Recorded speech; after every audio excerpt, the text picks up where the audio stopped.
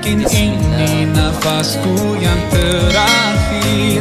Ampuni kurangnya syukurku, maafkan ku ragu kasihmu. Nanti suatu hari saat duniaku usai berakhir, di akhir hayatku mohon kau ridho pada aku. Allah, ya Allah, tuntunku untuk tiba di jannahmu. Ya Allah, ya Allah, jangan jauh dariku, ku dampak cahayamu. Bersamamu ku ingin dekat, dekat denganmu sepanjang usia. Ya Allah, oh Allah. Assalamualaikum warahmatullahi wabarakatuh. Bismillah, alhamdulillah, asyhadu an la ilaha illallah, asyhadu anna muhammadan abduhu wa rasuluh. Allahumma salli ala sayyidina Muhammad wa ali Muhammad wa barik wa sallim. Syukur kepada Allah Subhanahu wa taala, para pendengar AC. Alhamdulillah kita bisa salat subuh berjamaah. Man shalla subha fahuwa fi zimmatillah. Siapa yang salat subuh berjamaah hidupnya dijamin oleh Allah. Semoga yang baru saja mengerjakan salat subuh di rumah, istimewa berjamaah di masjid, Masya Allah ya, salatul rajuli ma'al jama'ati khairun min salati arba'ina sanatan fi baiti munfarida. Siapa yang salat berjamaah di masjid lebih baik daripada 40 tahun salat sendirian di rumah. Satu kali berjamaah yang di rumah 40 tahun. Kalau kita berjamaah rutin zuhur, asar, maghrib, isya, subuh, kita 5 kali, yang di rumah 200 tahun bersebanding. Bersyukur, semoga kita istiqomah terus dalam berjamaah salat ini. Amin ya rabbal alamin. Salawat salam semoga terus mengalir pada teladan kita semua, Nabi besar Nabi Muhammad sallallahu alaihi wasallam. Pendengar AC, layanan WA atau SMS 0812210223 atau ke 0812211670 ya. Ini banyak WA ya, betulkah Kang Rustandi wafat? Oh, iya betul ya, ini teman saya, teman kita semua, angkatan 86, bahkan sempat satu kelas dengan saya waktu kelas 2 dan 3 kalau nggak salah ya. Kemarin dan insya Allah hari ini kita diwafatkan. Untuk keluarga tinggalkan, berikan kesabaran. Bagi almarhum, semoga diterima kebajikannya, diampuni dosa-dosanya, ditempatkan di sisi Allah, menjadi hambanya yang diberi kenikmatan di alam kuburnya. Amin ya rabbal alamin ya. Bagi yang ingin takziah ya ke sahabat-sahabat, kalau nggak salah di wilayah Cicadas rumahnya ya, bisa ke sana ya. Assalamualaikum Pak Ustadz. Waalaikumsalam. Ini harusnya kemarin ya, saya jamaah Al-Amanah. Kemarin saya dengar Pak Ustadz khutbah di BKN ya, Badan Keuangan Negara, Jalan Surapati. Oh iya. Doa yang dibaca oleh Nabi ketika mendapatkan kesulitan, doa apa? Jadi ini, iza anzala bikum karbun au jahdun au balaun faqulu Allahu Rabbuna la syarikalah. Apabila turun kepada kalian berbagai kesulitan, berbagai malapetaka, berbagai bencana, faqulu, maka ucapkanlah Allahu Rabbuna la syarikalah. Allahu Rabbuna la syarikalah. Allah Tuhan kami, tidak sekutu baginya. Ini bahasa yang luar biasa ya. Kalau kita minta sama orang tua, mamah itu ibu abdi gitu ya. Mamah itu ibuku, tidak ada ibu kecuali mamah gitu. Pada Allah juga boleh seperti itu. Dan siapa yang baca doa ini, maka segala jahdun, karbun, au balaun akan hilang. Nah itu ya, diulang-ulang itu. Allahu Rabbuna la syarikalah.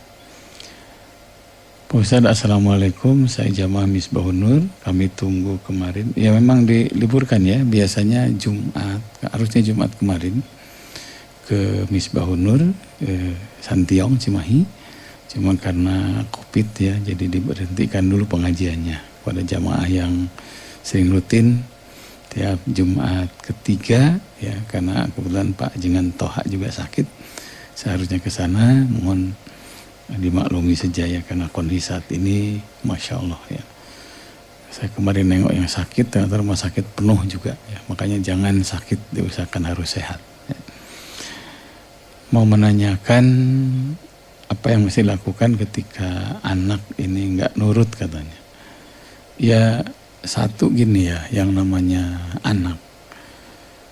Anak itu bagian dari amal soleh.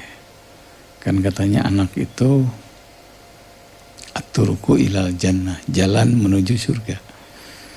Jadi pengorbanan kita ya, pengorbanan kita ini untuk anak, dari mulai ngasih makan, menyekolahkan, ngasih pakaian, apalagi pesantrenkan, membangunkan, ngasih uang jajan, itu semuanya jalan menuju surga.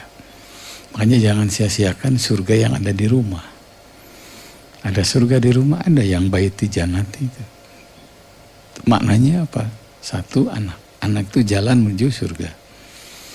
Makin banyak pengorbanan untuk anak, insya Allah makin terbuka lebar surga, jalan ke surga.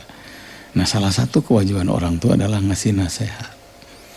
Nasihat itu didengar, tidak didengar, tetap dapat pahala. Ditaati atau tidak ditaati, tetap dapat pahala. Diturut, tidak diturut, tetap dapat pahala. Makanya jangan berhenti ngasih nasihat. Karena nasihat itu ladang pahala buat kita.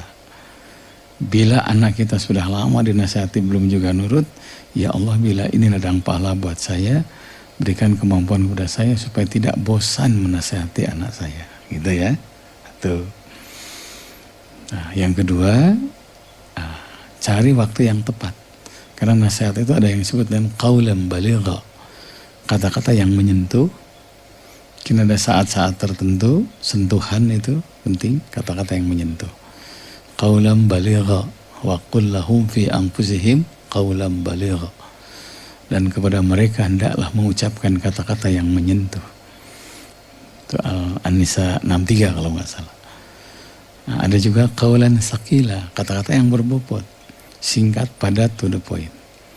Nah, ada juga qaulan sadida, nah, gitu kan.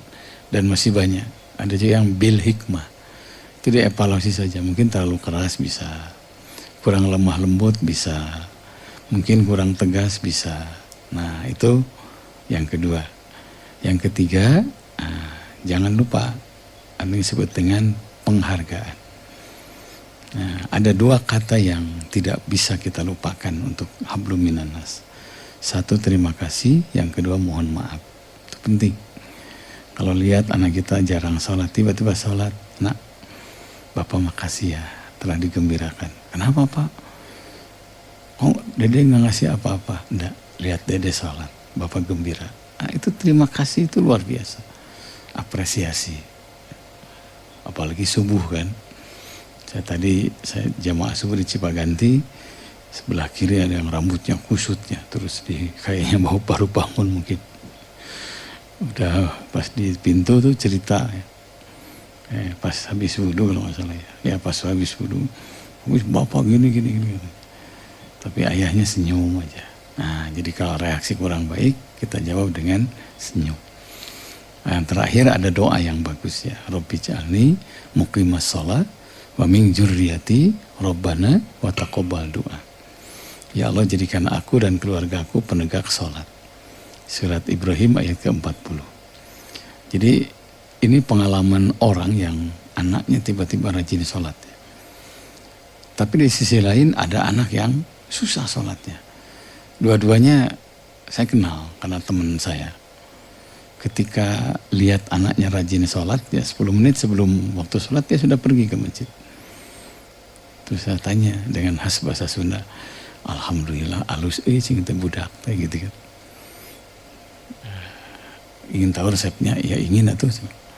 Dicerita, saya sering tahajud dengan istri dan mengulang-ulang doa yang tadi. Rabbi ja'alni muqimas shalah wa min dzurriyyati rabbana wa taqabbal du'a. Itu doa Nabi Ibrahim. Ya Allah, jadikan aku dan keluargaku penegak salat. Gitu, menegakkan salat. Saya ulang-ulang terus. Saya berdoa, istri mengaminkan. Kadang-kadang berdoa bersama. Karena sholat itu kan pokok.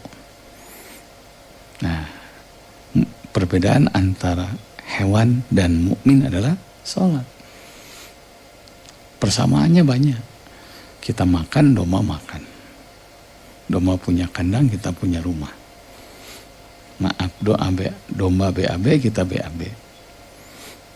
Apalagi domba makan, kita makan. Domba tidur, kita juga tidur. Nah, kita sholat, domba tidak sholat. Berarti yang tidak sholat itu domba. Ya, mohon maaf ya. Nah, ini perbedaan antara hewan dengan kita itu adalah sholat. Makanya khusyuk tidak khusyuk, kerjakan sholat itu. Cepat atau lambat, kerjakan. Sendirian atau berjamaah, kerjakan. Kenapa? Sholat itu tidak semata-mata ritual, tapi sholat adalah solusi ilahi, pembuka solusi ilahi. Miftahur rizki as-salah. Kunci rizki adalah sholat. Kalau kita punya lemari, pakaian kita disimpan di situ, tiba-tiba kuncinya hilang. Masya Allah. Pakaian itu tiap hari gantung aja, nggak bisa dipakai. Kecuali dibongkar mungkin. Nah, karena kuncinya rizki itu adalah sholat. Kuncinya solusi adalah sholat. Gitu ya, kalau alam bisa. Pak Ustadz, gimana menyikapi musibah yang datang silih berganti? Disangka beres, ternyata tahun ini diakhiri dengan jemputan berbagai masalah. Ada yang pinjam uang nggak bayar dan lain-lain. Ya.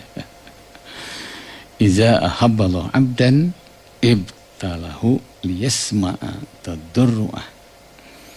Apabila Allah mencintai seorang hamba, maka Allah akan beri cobaan supaya Allah mendengar suara rintihan doanya. Itu tujuannya, itu liyasma'a tadurru'ah. Allah ingin mendengar suara rintihan doanya. Itu satu tujuan Allah itu. Jika Allah menyayangi kita, Allah berikan berbagai cobaan karena Allah ingin mendengar suara rintihan doa kita. Makanya respon dari kita adalah segera berdoa. Nah, tiba-tiba ada masalah, ini apa doanya? Dulu pernah belajar doa ini, dibuka lagi. Oh, ternyata doa ini sudah lama nggak dibaca. Begitu datang musibah baru ingat. Saya kemarin ketemu seorang di rumah sakit Santosa, ya, karena ada yang sakit. Saya nengok sana, sedang buka catatan gitu. Yang mana Ustaz ya? Saya bilang, apa Pak? Ini doa Nabi Khidir yang mana katanya? Karena memang ada beberapa cerita ketika negara kita sedang genting-gentingnya, para kiai, para ulama, salah satunya membaca doa Nabi Khidir. Yang bismillah, masya Allah, la quwata illa billah. Bismillah, masya Allah, al khairu kullu biyadillah. Bismillah, masya Allah, la yasrifu su'a ilallah. Bismillah, masya Allah, kullu ni'mati minallah. Dan masih banyak ya doa-doa Nabi Khidir. Itu apa yang itu? Minimal bismillah, masya Allah, la quwata illa billah. Terus gimana kalau tidak hafal? Udah, ganti dengan hauqalah. La haula wala quwata illa billahil alil azim. Itu juga tidak hafal, udah ganti dengan Fatihah. Karena surat Fatihah itu disebut suratul waqiyah, penangkal berbagai kesulitan. Nah, siapa yang baca hauqalah, pastilah hafal itu. Walaupun di kita sering orang malah haula, padahal yang lengkap itu la haula wala quwata illa billahil alil azim. Siapa yang membaca lafaz itu la haula wala quwata illa billahil alil azim, fa innaha tadfa'u tis'atan wa tis'ina, akan menolak 99 permasalahan, akan menolak 99 kesulitan. Nah, dengan cara apa? Walau alam, Allah yang maha tahu. Penting perbanyak saja. La haula wala quwata illa billahil alil azim. Nah, gitu ya. Jadi idza ahabballahu 'abdan ibtalahu liyasma'a tadarru'ah. Bila Allah menyayangi seorang hamba, maka Allah berinya cobaan karena Allah ingin mendengar tadarru'ah, rintihan doanya, begitu ya. Yang kedua, jangan lupa potensi diri kita, ya, potensi diri. Karena ternyata kalau Allah ngasih cobaan, jangan-jangan potensi diri kita belum tergali. Dengan cobaan ini ternyata pedang itu akan tajam kalau keluar dari sarangnya. Banyak ibu-ibu ya, keibuannya kelihatan. Begitu suaminya meninggal, wah dia jadi bat sana sini kerja. Kenapa? Jangan sampai kematian itu menyebabkan kita putus asa. Buktikan bahwa bisa hidup tanpa pendamping, gitu ya. Ada yang dengan coba, jadi mau tidak mau, lihat suami terbatas kemampuannya, lihat istri kemampuannya terbatas, lihat orang tua kemampuannya terbatas, anak yang harus muncul. Nah, jadi adanya cobaan, adanya ujian, Allah berikan kesempatan untuk memaksimalkan potensi yang ada pada diri kita, begitu. Ya. Makanya kata Nabi kan al-maut al-mau'izah. Kematian itu adalah pelajaran. Salah satu cobaan terberat, salah satunya adalah kematian. Begitu ya. Berikutnya, Assalamualaikum Waalaikumsalam. Saya Ustaz Jamaah dari Batu Indah ya, Batu Indah ya, Batu Indah. Buah Batu ya. Kami ada dianggap tradisi bisa, dianggap kebiasaan bisa. Kalau ada ulang tahun, salah satu anak dari papa dan mama selalu ngumpul sekeluarga di rumah kami.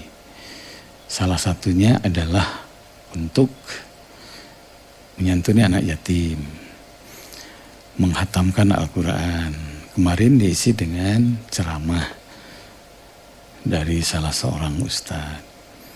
Saya ingin nanya, apa benar itu cara syukuran seperti itu? Ya, jadi begini. Kalau lihat surat Ali Imran ayat 123, fattaqullah la'allakum tashkurun. Takwalah kalian kepada Allah agar kalian menjadi orang yang bertakwa, yang bersyukur. Jadi syukuran itu dengan takwa. Kalau takwa diartikan memaksimalkan melaksanakan perintah Allah, maka semakin banyak nikmat yang kita rasakan, sebaiknya semakin banyak ibadah yang kita lakukan. Yang pertama, umpama begini, alhamdulillah, syukur nih saya dapat kesembuhan. Nah, syukuran dengan sholat duha, gitu kan? Itu takwa di situ maknanya. Ternyata anak lulus, syukuran dengan khatam Quran. Ternyata cucu lahir, syukuran dengan menyantuni anak yatim. Ternyata alhamdulillah kita bisa umroh lagi, syukuran dengan cara apa? Dengan menghatamkan Al-Quran. Jadi makin sering nikmat yang kita rasakan, makin meningkat ibadahnya. Itu yang disebut fattaqullah la'allakum tashkurun. Sama, nambah usia. Kan kata Rasul, orang yang terbaik itu yang tawilul umuri wa hasuna amalu, yang umurnya panjang dan banyak kebaikannya, gitu ya, tambah kebaikan. Nah, yang kedua, begitu kita dapat nikmat, segera memberikan kenikmatan kepada orang lain. Nah, salah satunya itu menyantuni anak yatim. Syukuran, kenapa lulus anak saya jadi sarjana, boleh. Karena nikmat yang kita rasakan tidak lepas dari orang lain. Kalau kita terima kasih pada orang yang berjasa. Saya lihat anak saya itu nyusun skripsi, Masya Allah, bet sana, bet sini, fotokopi ini itu. Belum beres juga, masih juga datangi dosen, dicoret-coret lagi, terus sabar. Ujian kuliah itu pertama dan terakhir. Nah, kalau kita terima kasih, sangat banyak yang berjasa. Wakilkan kepada yatim miskin dan duafa. Wal julusu ma'al fuqara. Duduklah bersama orang-orang fakir. Sesuai dengan kemampuan. Bisa mendatangkan atau mendatangi, gitu ya. Nah, jadi kalau begitu, atau diisi dengan nasihat, silahkan. Kita syukuri dengan mendatangkan ustaz. Nah, kasih nasihat sama keluarga.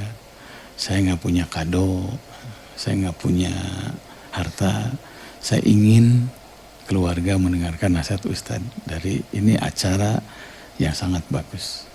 Jadi dengan nambah usia, nambah ilmu sekaligus juga tahu hakikat hidup. Karena dalami perjalanan hidup supaya tahu hakikat hidup, gitu ya.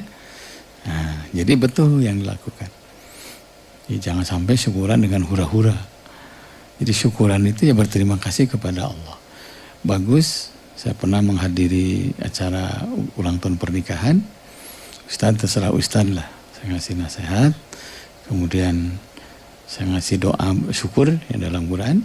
Doa syukur itu, Rabbi auzi'ni an ashkura ni'mataka allati an'amta alayya wa ala walidayya wa ana amala sholihan tardahu wa aslih li fi dzurriyyati inni tubtu ilaika wa inni minal muslimin. Atau wa adkhilni bi rahmatika ya arhamar rahimin. Nah, itu surah Al-Ahqaf 15 dan surat An-Naml ayat ke-19. Wa an amala sholihan tardahu wa adkhilni bi rahmatika ya arhamar rahimin. Kalau nggak salah ayatnya seperti itu ya. Kalau tidak hafal yang lain, udah hamdalah saja. Afdhlu doa hamdalah. Sebaik-baik doa adalah hamdalah. Nah, beres ceramah, doa, diakhiri sujud syukur sekeluarga. Nah, kemudian diakhiri dengan musafahah. Saling memaafkan dan saling berterima kasih. Makasih doanya ya, makasih doanya ya. Jadi terciptalah di situ satu suasana hablum minan nas, keharmonisan. Karena Islam itu agama yang harmonis dan mengharmoniskan. Tidak terasa Pak Ustadz katanya, terima kasih. Karena ada di antara mantuk kami yang datang ini tidak pernah bersalaman.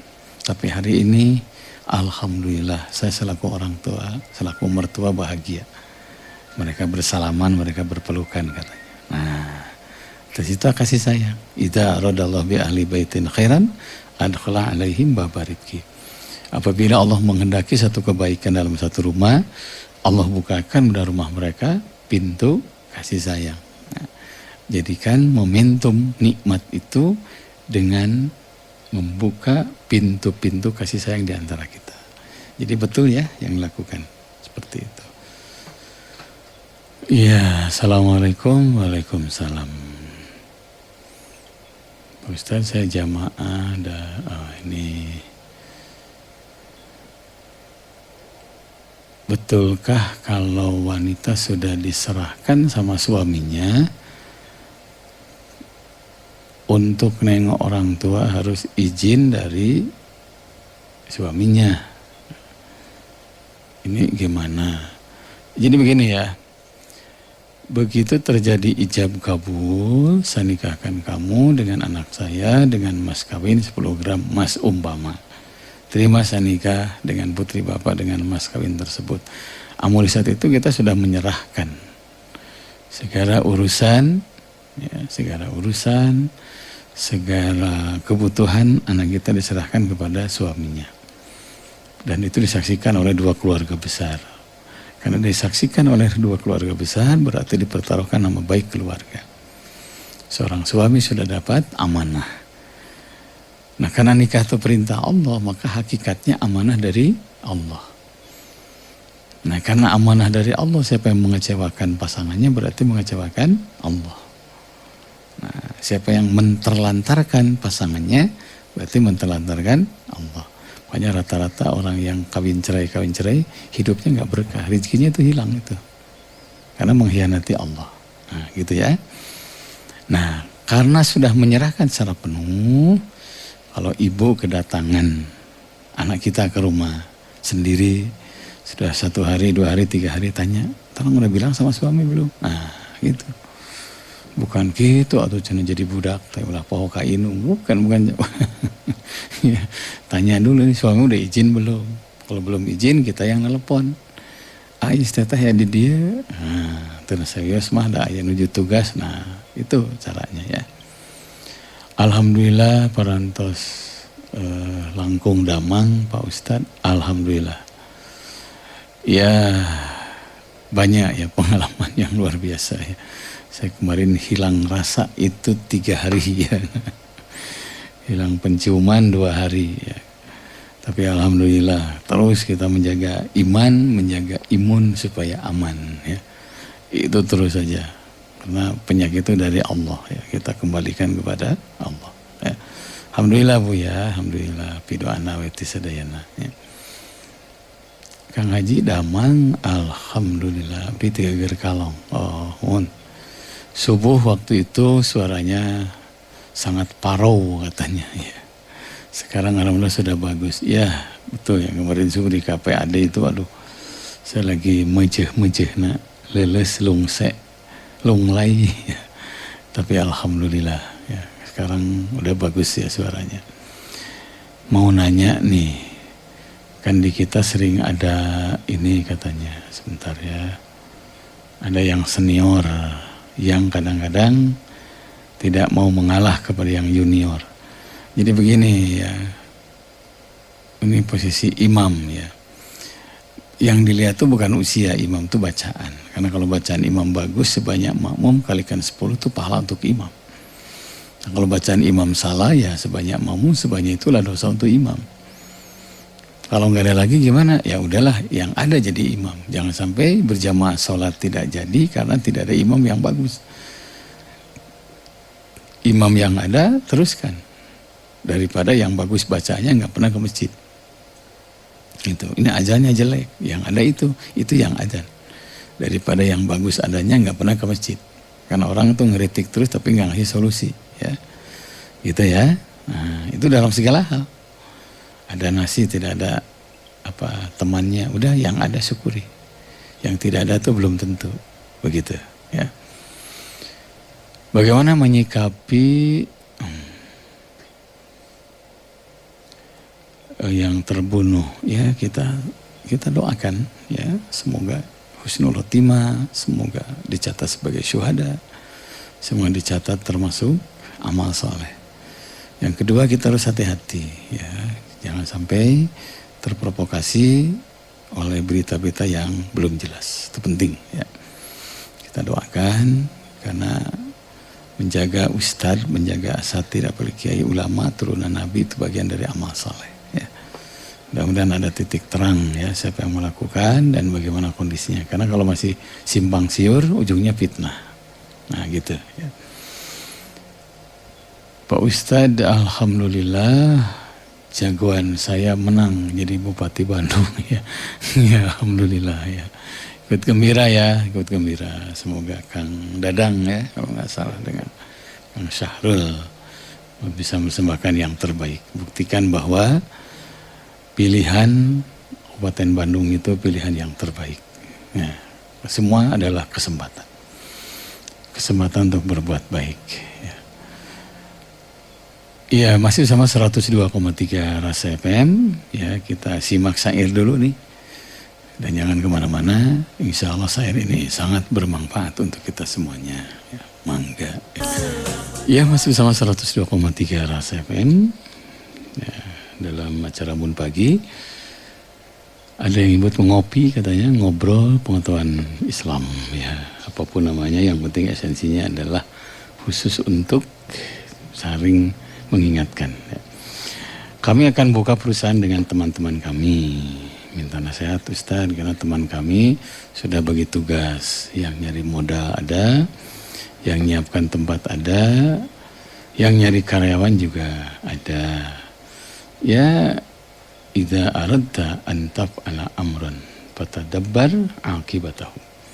Fa in kanat khairan famdi, wa in kanat syarran fantahi. Itu kata Nabi. Apabila engkau punya rencana bikin perusahaan, punya rencana bikin apa saja, fatadabbar aqibatahu, maka tadabur, merenung apa akibatnya. Jadi istiharoh dulu di situ, istiharoh.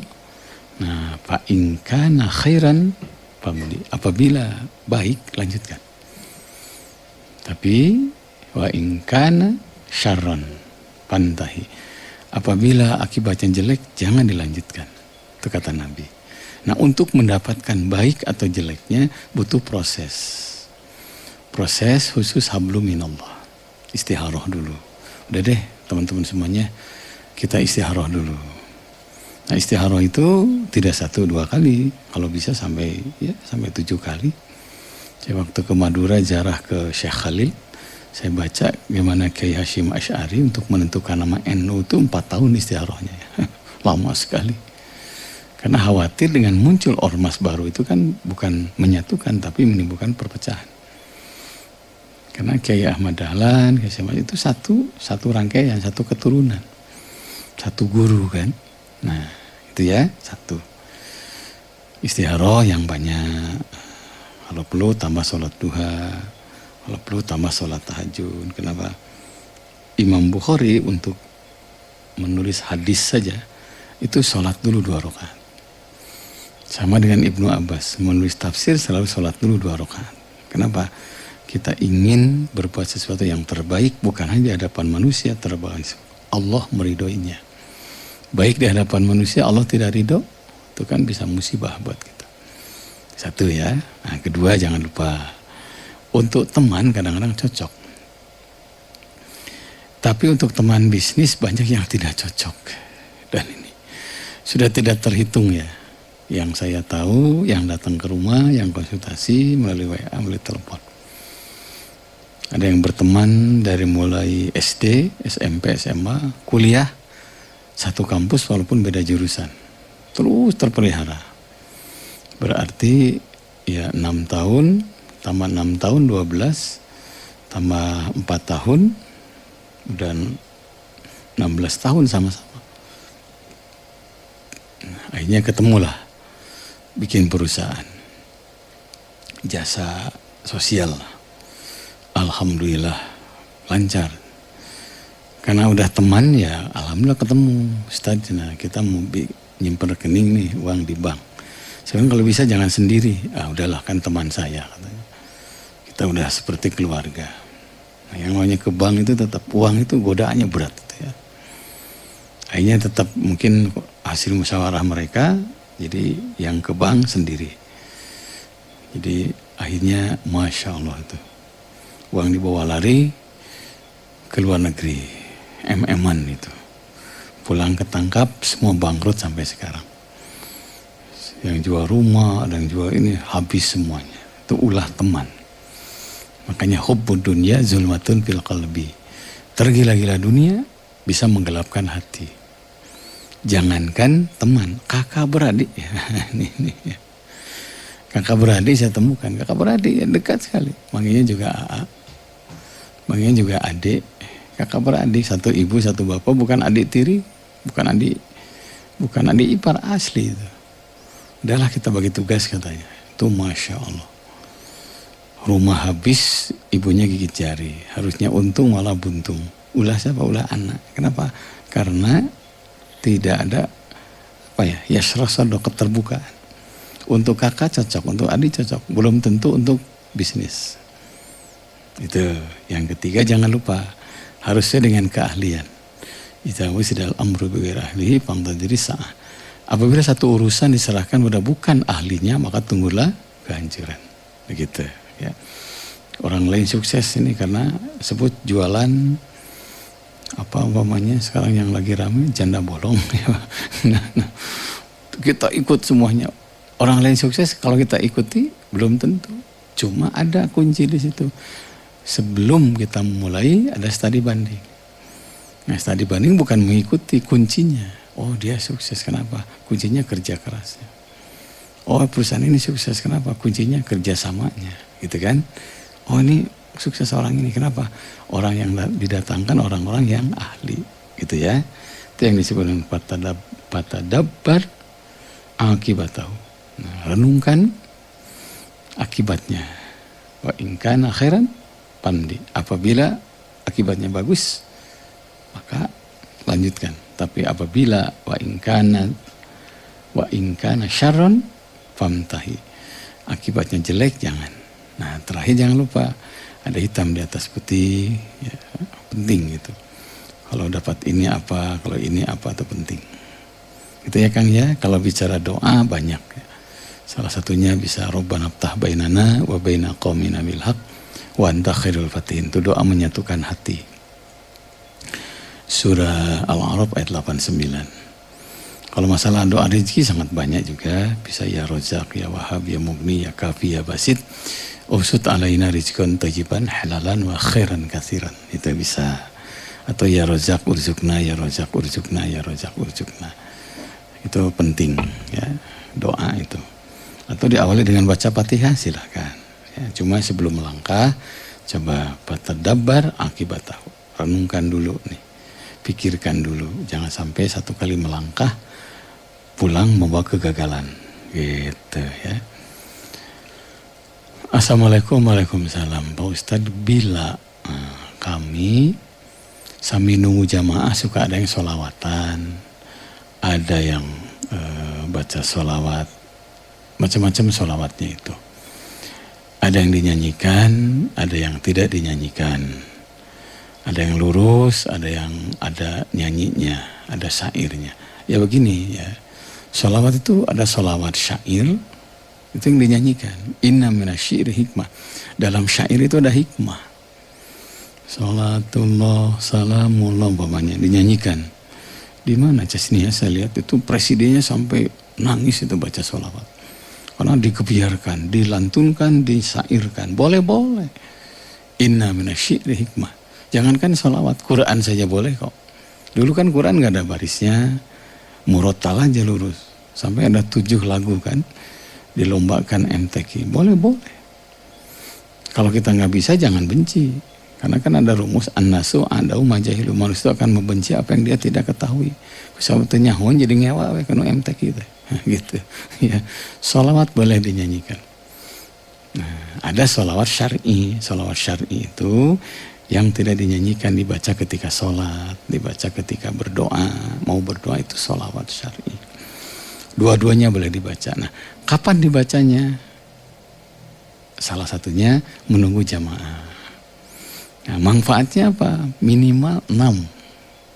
Kata Nabi, satu saat ngumpul dengan para sahabat.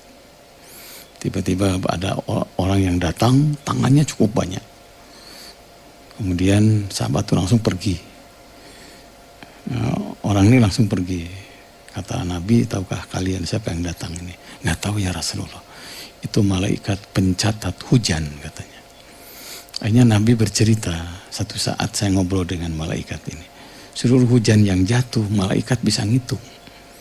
Coba, seluruh hujan yang jatuh, malaikat bisa ngitung. Tapi jangan lupa sahabat-sahabat itu katanya, ada yang tidak bisa dihitung oleh malaikat penghitung hujan itu. Apabila di satu majelis sedang baca sholawat, turunnya rahmat Allah itu tidak bisa terhitung, melebihi hujan. Makanya saya soak, saya taat. Jadi ketika kita baca sholawat di satu majelis, turun rahmat Allah melebihi banyaknya hujan yang turun. Sampai malaikat tidak bisa menghitung berapa rahmat Allah yang mengalir ketika satu majelis baca sholawat. Satu. Kedua, fa inna sholatakum alayya maghfiratul lidzunubikum. Sesungguhnya sholawat kalian kepadaku akan menghapuskan dosa-dosa kalian. Coba, rahmat tidak terhitung turunnya, dosa dihampura. Sungguh bodoh orang yang nggak baca sholawat. Terus baca sholawat. Nah, yang ketiga, kofiya amru dunyahu, dicukupkan dunianya. Orang yang baca sholawat itu dicukupkan dunianya. Ada pintu rizki dengan sholawat. Sholawat itu akan mendekatkan rizki yang jauh, mempermudah rizki yang sulit, memperbanyak rizki yang sedikit. Nah, berikutnya, syafi'an, jadi syafaat. Sholawat itu jadi syafaat, menggenapkan yang ganjil, menambal yang bolong-bolong, menyempurnakan yang tidak sempurna. Itu syafaat. Umpama kita sebagai suami tidak sesempurna Nabi, banyak kekurangan. Mungkin masalah uang, masalah rumah. Walaupun sudah bilang ke istri, mungkin kita tidak seperti suami yang lain. Mohon dimaafkan, jangan nuntut di akhirat. Dalam keadaan serba kurang, meninggal dunia. Catatan amal dibuka. Iqra kitabaka kafa binafsika yauma alaika hasiba. Baca catatan amal, sudah cukup dirimu sendiri yang menghisap. Ternyata dalam amalan baik semua. Kita nanya, ya Allah, saya kurang sempurna sebagai suami. Kenapa dalam catatan kau sempurna? Kekuranganmu sebagai suami ditambal, disempurnakan oleh sholawat. Makanya yang disebut dengan syafaatul uzma. Seluruh amalan yang kurang digenapkan, disempurnakan oleh sholawat. Itu ya.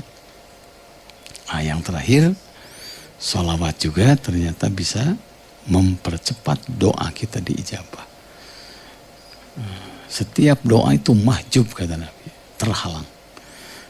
Doa pagi, doa siang, doa malam terhalang semuanya. Hatta yusruna ala Nabi, sampai orang yang berdoa itu bersolawat kepada Nabi. Begitu.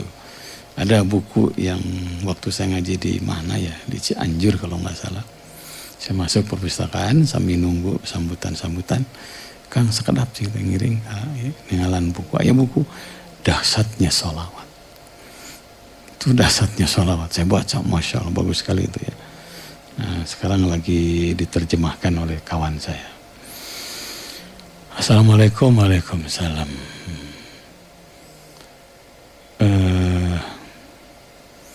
Ini sebentar ya, Pak Ustadz, saya dari jamaah jalan BTN Jalan Jawa ya. Ini saya sebentar lagi pensiun. Saya jadi keingetan katanya tadi karena anak saya memanfaatkan uang pensiun saya, pesangon mungkin ya gitu ya. Ini untuk buka perusahaan dengan temannya. Kalau gitu gimana Pak Ustadz ya? Kami sudah depan notaris untuk kerjasama buka perusahaan. Ya seperti yang tadi lah ya. Patadabbar ya akibat tahu. Nah, dievaluasi lah akibatnya ya. Jadi Bapak tinggal bikin MOU, kemudian setelah itu depan notaris, perjanjian, kalau perlu ada saksi, pahitan gitu lah ya. Karena lebih baik pahit dari awal ya, daripada sudah berjalan maka kita dibikin bait orang ya, gak enak banget gitu ya. Kalau caranya seperti itu ya, terus perusahaannya bentuknya apa? Jangan sampai anak-anak kita yang tidak ada ahli memaksakan buka perusahaan itu. Karena tidak semua orang lain sukses kita ikuti sukses, gitu ya. Tapi kuncinya tentu kerjasama, kerja keras penting di antara kita. Kita Pak ya, kalau bisa selaku orang tua ngumpulkan teman-temannya, apalagi anak-anak kadang-kadang, masya Allah ya, tergesa-gesa untuk bikin perusahaan yang ujungnya bukan keuntungan tapi malah buntung gitu kan ya. Assalamualaikum, waalaikumsalam. Ningal kondisi corona pusat asa wakilieur. Ya jadi begini. Buat kita ya, buat kita biasa saja lah ya. Penting ada ikhtiar ya. Ada ikhtiar ya. Nah ini pertanyaan, sampai sholat dijaga jaraknya itu gimana? Yang penting lurus ya. Kalau masalah jarak itu wilayah ikhtilaf. Tapi kalau merasa jalur hijau nyaman, biasa saja, nggak usah khawatir ya. Penting kita sudah ikhtiar, itu juga bentuk ikhtiar. Karena virus ini kan nyebar karena tidak pakai masker, karena berkerumun ya. Ada berdekatan di situ. Banyak ya contoh ya yang pagi-pagi masih telepon-telepon dengan saya, kabarnya wafat lusanya. Kenapa? Karena ya itu, kasus itu. Ada hajatan di satu hotel, kerumun ya, maklum dari kampung mungkin ketemu sono ya, gabrugan segala macam, tak apal mau apa penyakit. Ujungnya sakitnya berjamaah, itu kan jadi repot semua. Satu orang sakit aja repot, apalagi satu keluarga gitu ya. Tetap harus hati-hati. Wa inna lajami'un hadirun. Sesungguhnya kita dianjurkan untuk waspada ya. Suami saya sakit sudah 4 tahun Pak Ustadz. Dia lumpuh. Sekarang peranginya berubah jadi cepat marah. Saya selaku istri harus bagaimana? Jadi gini, jadikan suami sebagai ladang pahala ya. Sebagai ladang pahala. Kan jangan sia-siakan surga yang ada di rumah.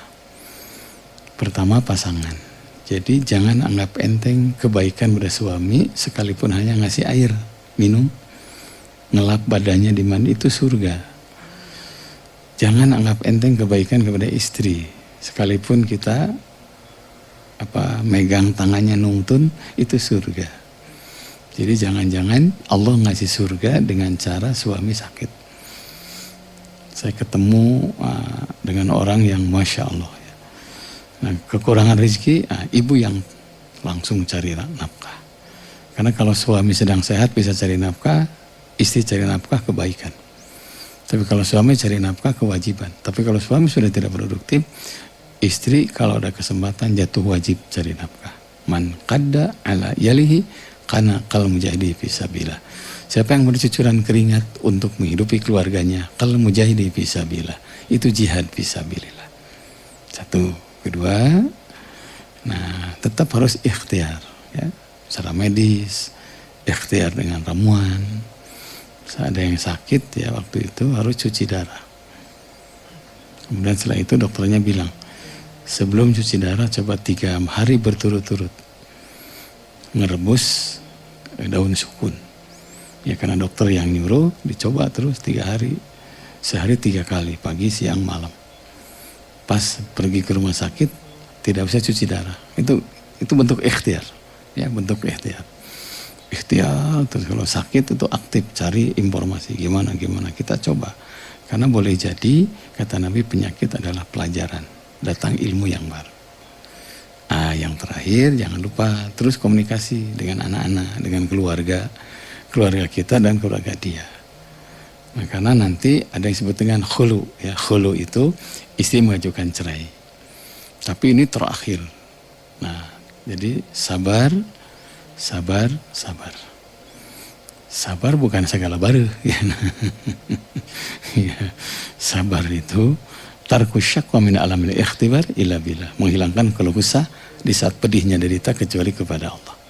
Ya untuk beberapa ibu yang saya tahu suami lagi sakit, semoga jadi penggugur dosa ibu. Ya. Ada yang mandikan suaminya sudah 3 tahun. Ada yang menyiapkan makanan sudah 2 tahun. Ada yang sampai ngojek buruh nyuci karena suaminya tidak sehat. Semuanya jadi kifarat, penggugur dosa. Man arada safa falyatajamil wafa. Siapa yang merindukan kesucian harus menjaga kesetiaan dalam kondisi apapun. Gitu ya, dalam kondisi apapun. Ketika sehat, kita setia 100 nilainya. Ketika sakit tetap setia 200 nilainya. Ketika sehat, pasea 100 dosana, kergering dari paseaan 200 dosana, ya. Gitu ya. Bukankah Nabi Ayub itu penyakitnya Masya Allah. Itu kalau orang sekarang aral gitu kan. Waktu itu Nabi Ayub kan beliau kaya, rajin ibadah. Iblis datang, ya Allah, Ayub rajin ibadah karena kaya. Allah cabut hartanya, jadi miskin. Istri pertama minta cerai. Tapi Ayub masih ibadah. Kata setan, ya Allah, Ayub rajin ibadah karena sehat. Allah jatuhkan sakit. Istri kedua minta cerai. Yang paling setia dalam keadaan sehat dan sakit, kaya dan miskin, istri yang terakhir. Namanya Siti Rahmah. Nah, makanya katanya Siti Rahmah itu akan memimpin kaum ibu yang sabar menghadapi suaminya yang sedang sakit. Saya kemarin sakit ya. Tuh nggak pernah dimandiin sama istri, kelihatan kalau kita sakit tuh kan satu menggugurkan dosa-dosanya. Jadi ibu-ibu yang melayani suami atau sebaliknya gugur dosa kita karena melayani yang sakit. Yang kedua, al-marid al-wala, sakit itu bukti kesetiaan. Kita akan tahu mana teman yang setia, mana anak yang setia, mana cucu yang setia, mana mantu yang setia ketika kita sakit. Nah, sakit juga miftahu sabar katanya, pintunya sabar. Makanya ketika Imam Syafi'i sakit, beliau berdoa, ya Allah jika sakit ini menggugurkan dosa-dosaku, maka teruskan aku sakit. Tapi kalau sehat bermanfaat, sehatkan aku. Setelah itu berusaha untuk sembuh. Nah, gitu ya, teh ya. Selamat berjuang ya. Semoga yang sedang diuji dijadikan ladang pahala oleh Allah Subhanahu wa taala. Amin ya rabbal alamin ya. Kang Haji saya udah sehat betul. Ini hari ini ada olahraga. Insya Allah ada olahraga ya. Ya menuju mamajeng insyaallah nya manganu bade sumping ya. Kalau sholat duha itu berapa sih? Saya dengar waktu Zoom Pak Ustadz katanya 16. Ya 16, paling banyak 16 ya. Jadi 2 kali 8 boleh, 4 kali 4 boleh. Tapi yang bagus doa itu masna-masna, dua-dua. Karena kalau dua-dua banyak doa yang diulang. Ketika doa yang diulang berarti permohonan juga diulang kepada Allah. Sedangkan ada hadis mengatakan, innallaha yuhibbul mulhina fi du'a. Allah mencintai hambanya yang mengulang-ulang dalam berdoa. Nah karena itu masna-masna, dua-dua. Walaupun tetap 4-4 juga sah, begitu ya. Dan duha boleh dicicil jam 7 umpamanya, ada waktu silahkan. Selang dulu, nyuci, jam 9 ada waktu silahkan. 30 menit sebelum adzan zuhur itu masih bisa duha, begitu ya. Jadi 11/4 masih bisa itu ya. Assalamualaikum Pak Ustadz. Waalaikumsalam. Saat ini mendengarkan Bon Pagi tentang doa anak supaya rajin salat. Tapi kurang jelas surah ayat berapa. Ya, jadi gini, surat Ibrahim ayat 40. Ya. Saya ulangi, Ibrahim ayat 40. Rabbij'alni muqimas shalah wa min dzurriyyati rabbana wa taqabbal du'a. Ibrahim ayat 40. Ulang-ulang itu, ya. Ya Allah jadikan aku dan keluargaku penegak sholat. Boleh dilengkapi dengan surat Al-Imran ayat 38. Rabbi habli miladunka dzurriyyatan thayyibatan innaka sami'ud du'a. Ya Allah berikan kepadaku anak yang tidak bermasalah. Engkau yang maha mendengar doa. Atau ditambah dengan Rabbi habli minas sholihin. Nah, ayat 100 dari surat As-Saffat. Begitu. Itu Pak ya, yang tadi surat Ibrahim ayat 40. Assalamualaikum. Waalaikumsalam. Saya kerja sebagai karyawati di satu bank. Katanya bank itu haram. Saya jadi ragu sekarang ini Ustadz. Ya lanjut saja ya kerja. Ya, yang mengharamkan coba ditanya. Siap menciptakan lapangan kerja untuk saya enggak gitu ya. Nah, karena di fatwa MUI pun itu membolehkan kerja di bank. Saya dulu sempat ya nyimpen uang di rumah tuh. Tunggu saja, lama-lama pergi haji, saya ngobrol dengan beberapa ustadz yang senior. Ustadz katanya gitu, kalau kita nyimpan uang di bank, nah oleh bank digolangkan bantu orang lain. Saya tidak langsung, kita telah membantu orang yang tidak punya. Punya laba, itu yang disebut dengan bunga. Jadi kita kebagian. Kita niatkan untuk supaya aman. Ya gitu ya, lanjutkan saja mau kerja. Atau mau ragu terus, ulah cari alternatif kerja. Jangan keluar dulu sebelum mendapatkan pekerjaan yang lain. Karena sudah 9 orang yang membabi buta ya. Keluar, udahlah manfaatannya pesangon. Sekarang apa yang terjadi? Rumah habis, mobil habis, ujungnya di mertua. Kenapa? Salah langkah. Itu ya, al-ana'u minallah. Sikap pertimbangan penuh perhitungan itu datang dari Allah. Wal ajalatu minasyaitan. Sikap tergesa-gesa dalam memutuskan sesuatu itu datang dari setan. Gitu ya. Ya sudah 1 jam saya menemani para pendengar pecinta Bon Pagi. Nah terima kasih banyak nih kepada yang telah berpartisipasi untuk Panti Asuhan Wisma Yatim As-Salam. Ya. Bagi yang belum silahkan ya untuk membantu bisa makanan, bisa pakaian, bisa nasi dus, bisa tumpeng dan yang lainnya ya. Dan kemarin kita ngumpul, mudah-mudahan Bu Erni ya cepat sembuh ya, karena mendoakan ya, mendoakan yang sakit ya. Kemarin saya nengok ke Santosa juga dan alhamdulillah kelihatannya membaik, mudah-mudahan ya. Boleh ke ke nomor rekening Nur Salim, Assalam Nur Salim ke BNI Syariah. Ke BNI Syariah. Bagi yang mau berinfak, bersedekah silahkan. Karena ternyata kata Nabi as-sadaqah tib, ya, sedekah itu dokter ya. Jadi ada penyakit yang sembuh dengan bersedekah gitu. Sebentar saya cari dulu nomor rekeningnya nih ya. Ke 7.000 boleh ya. Ke 7.987 ya. 7.987 187. Itu Bank Syariah Mandiri atas nama DKM Masjid Agung As-Salam ya. Nah, kemudian kalau yang langsung ke 056. Nah, ini yang langsung ya, yang langsung. 056 2620 658 BNI Syariah. Itu atas nama Yayasan As-Salam Nur Salim.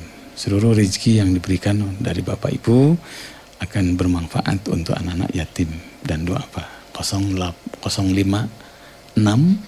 2620 658 BNI Syariah. Demikian, selamat beraktivitas. Semoga kita dilindungi oleh Allah Subhanahu wa taala. Allahumma shalli ala sayyidina Muhammad wa ali Muhammad wa barik wasallim. Wassalamualaikum warahmatullahi wabarakatuh.